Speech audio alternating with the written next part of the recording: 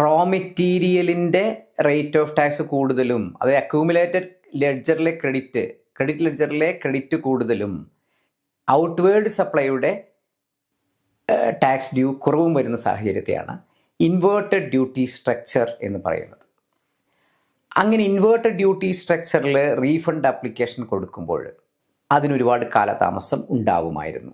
GSTയുടെ 56ാമത്തെ കൗൺസിലിൽ എടുത്ത തീരുമാനമനുസരിച്ച് അതിലെ പ്രൊവിഷൻ നോട്ടിഫിക്കേഷനായി പ്രസിദ്ധീകരിച്ചിട്ടുണ്ട്.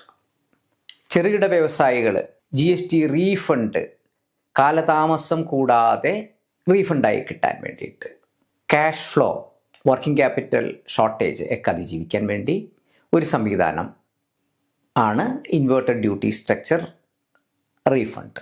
അതിന് കാലതാമസം ഒട്ടും ഉണ്ടാകാതിരിക്കാൻ ഒരു സംവിധാനം നോട്ടിഫൈ ചെയ്തിട്ടുണ്ട്. സെക്ഷൻ 54 പ്രകാരം നികുതി റീഫണ്ട് അപേക്ഷ സമർപ്പിച്ചു കഴിഞ്ഞാൽ അപേക്ഷയിൽ പ്രതിപാദിച്ച തുകയുടെ 90% പ്രൊവിഷണലായി അഥവാ താൽക്കാലികമായി പെട്ടെന്ന് തന്നെ നികുതിദായകർക്ക് റീഫണ്ട് നൽകാനുള്ള തീരുമാനത്തിന് നോട്ടിഫിക്കേഷൻ നമ്പർ 13/2025 CT മുഖാന്തരം 1/10/2025 മുതൽ എഫക്റ്റീവായി സിസ്റ്റം നിലവിൽ വരും.